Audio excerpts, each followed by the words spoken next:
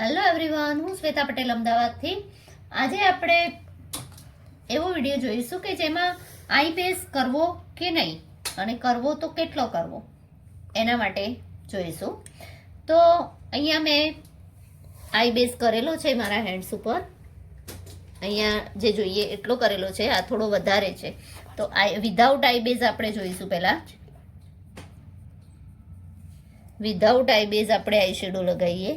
જે આઈ બેઝ કોઈ કરેલો નથી તો ત્યાં કલર કેવો દેખાય છે. અહીંયા આઈ બેઝ કરેલો છે તો કલરની શું ઇફેક્ટ આવે છે.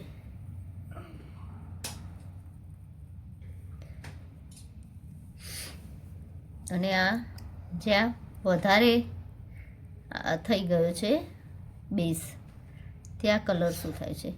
તો જો અહીંયા જે આપણે આઈ બેઝ કરેલો નથી ત્યાં કલરની ઇફેક્ટ એટલી દેખાતી નથી. અહીંયા આપણે આઈ બેઝ કર્યો છે જેટલો જોઈએ એટલો, તો એમાં ઇફેક્ટ પ્રોપર દેખાશે. અહીંયા આઈ બેઝ થોડો વધારે થઈ ગયો છે તો ત્યાં કલર એટલો દેખાશે નહીં અને ઉડતાનો ફાઉન્ડેશનવાળો બ્રશ આપણો થઈ જશે, બેઝવાળો બ્રશ થઈ જશે અને પ્રોપર લુક બી નહીં આવે. જો મારા આવા અવનવા વિડીયો તમને જોવા ગમતા હોય તો મારી ચેનલને સબસ્ક્રાઈબ કરો, વિડીયોને શેર કરો તમારા ફ્રેન્ડ્સ અને ફેમિલી સાથે, ને લાઈક કરો. Thank you.